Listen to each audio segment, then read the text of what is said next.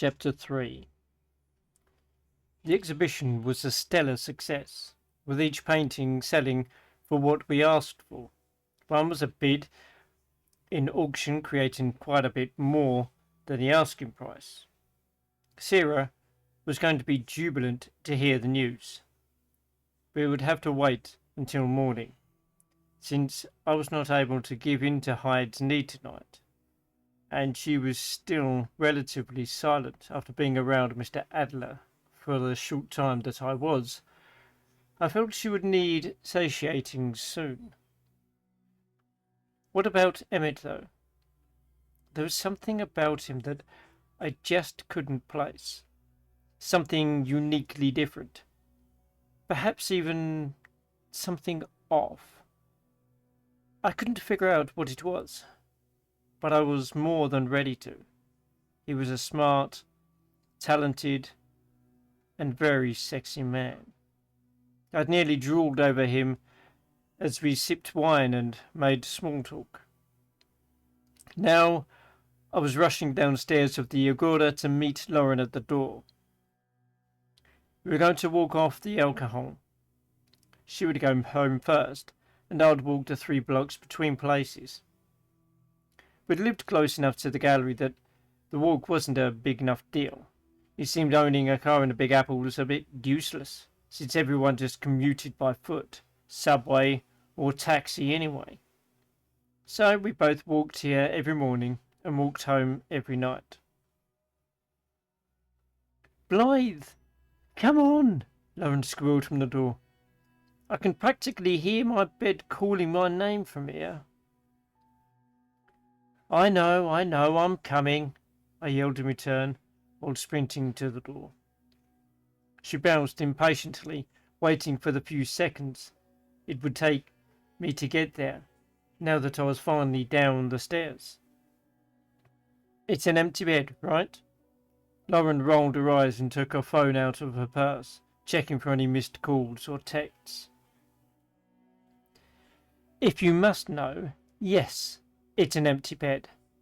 It will only be me in it when I get home.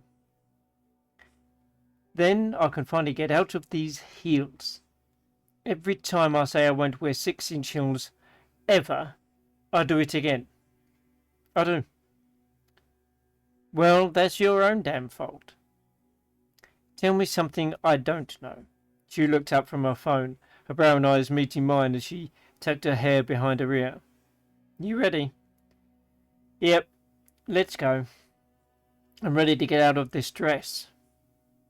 I'm sure you are, she said coyly. Emmett Adler seemed to like it a lot. And you do look gorgeous, as always. Makes me sick. Nothing to be jealous over. You get laid more than I do. Not by anyone nearly as hot as Mr. Emmett. She swung the door open and stepped outside into the cool night air of New York City. And who says I'll be having sex with him at all? I followed her out of the door, the air doing nothing for the heat in my cheeks Lauren's words had caused. I was attracted to Emmett, wasn't I? Sure, any woman in the right mind would be. And he seemed attracted to me if his painting and our conversations were any indication whatsoever. Well, not so much the conversation. His tone said enough without having to really say a word. Lauren turned to me while still walking. She was talented when it came to walking backward. Me, not so much. I would have fallen already. Oh, you know you will be.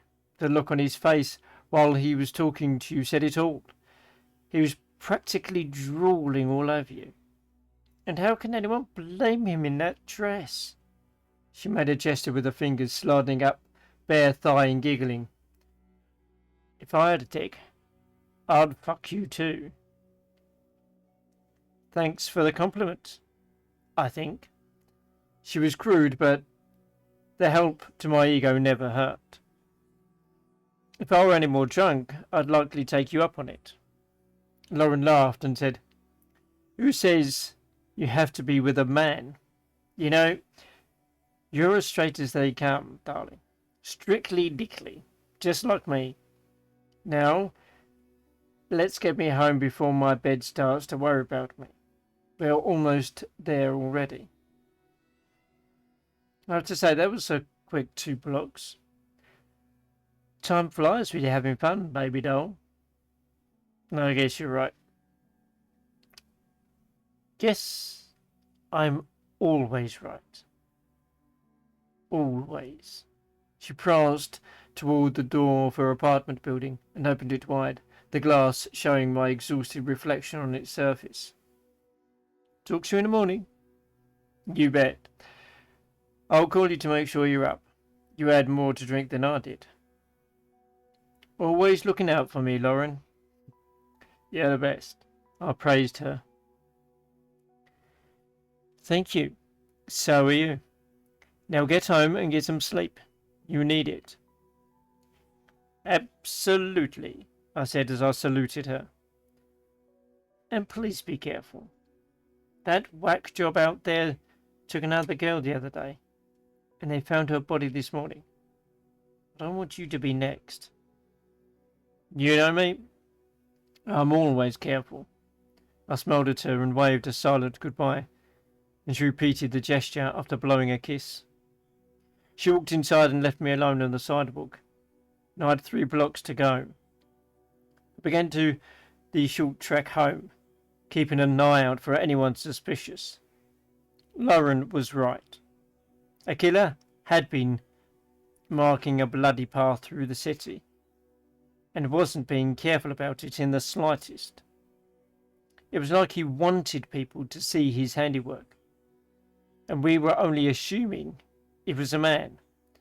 According to the FBI profile, he was a white male between 25 to 35 and suffers from extreme mental instability. But what made them say that?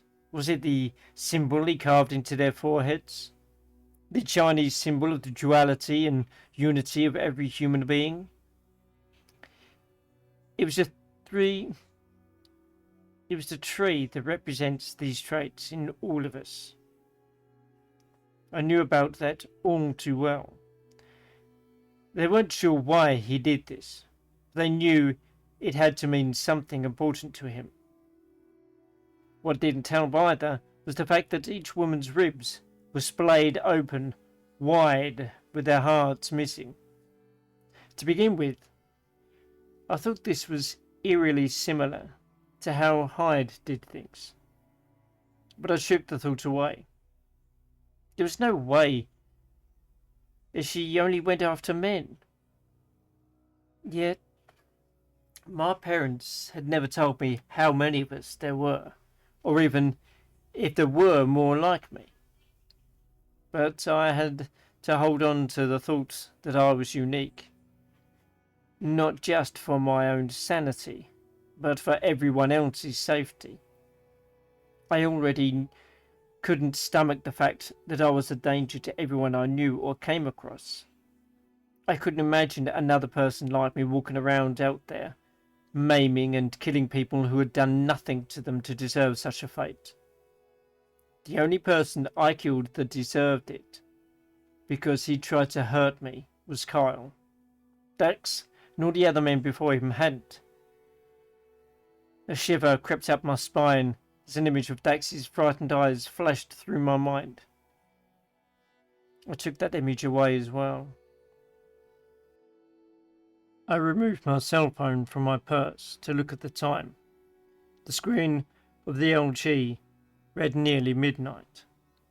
I sighed and picked up the pace as well as I could in my heels, trying to get home to at least get a couple of hours of sleep before having to wake up and do this all over again. Insomnia had been a constant struggle for the last couple of weeks, and I needed as much sleep as my busied brain could get. A loud whistle and a few catcalls alerted me to 3 burly men tucked away to the mouth of a dark alleyway which I was intent on avoiding if I could. My building was now only half a block away. The best thing to do was to ignore them. That was what I had always been taught growing up. "Hey baby, where you headed so late at night on all alone?" one man said as he stepped out of the alleyway. He was large and muscular, with a slightly bushy brown beard and haunting dark eyes. "You want some company?" I avoided looking into his eyes, or even at his face at all. There was already a killer on the loose, and now I had to worry about these guys. I was having a very unlucky night. This man wasn't dressed like the kind of man who would normally be waiting in dark alleys, waiting for an unsuspecting victim. He was actually pretty well dressed considering it was midnight. Anxiety sprouted in me, giving Hyde the small nudge that she needed. It was like she had been asleep since we met with Emmett, or she was pushed back into a dark corner with my consciousness that didn't know existed. It wasn't Emmett, not just Emmett. It was my job. It was Sarah. It was the bartender at the marquee. It was everything. I lowered my gaze to the ground, huddled into myself, and kept moving. His two friends came out of the darkness as I walked hurriedly past them. "Hey, sweetheart, I'm talking to you," he yelled from behind me. I just went to show that it didn't matter how well off someone was. An arsehole is still an arsehole. A strong, rough hand closed around my upper arm, gripping almost to the point of pain. Hyde woke up just a little bit more, but only enough to scare them off. Not sufficient to do anything about what was happening. Even her usual tactic wasn't an option. I turned at the hand that was holding it. My eyes flitted up, and as soon as they met his, I felt a change take over inside them. I knew they had to have flashed that brilliant green Hyde possessed, not only because of the sensation, but because the man's own dark brown eyes widened, his elegant jaw clenching underneath the tasteful beard. The fear penetrated his eyes just enough to make me smile. Evil, devilish. As I stared back at him, both of us frozen to the spot. His fingers tightened on my arm. "You sure you want to do that?" I heard myself whisper coldly. Sinister intent slithered into my voice as I spoke, letting the man and his friends know I meant business. My gaze flitted to his buddies. Both men were dressed well enough, just like the one holding on to me. They were usually the kind Hyde went for, and their intentions would have made it so much easier for her to enact her sadistic plans. Just like when Kyle had dragged me. Us. The man in front of me still had not released my arm, angering me even further. There was no trace of fear in me, only rage, and it was growing. "Come on, man, let's go," his blonde friend said as he came further out of the shadows. "She's not worth it." His blue eyes flicked to me before he could think better of it, inciting a nearly violent reaction inside of me that I choked down, fighting the animal instinct to strike out. It wasn't the time. Not out in the open like this. Possibly not ever, and that was okay. This man and his friends would survive to live another day. "You might want to listen to your friend," I growled.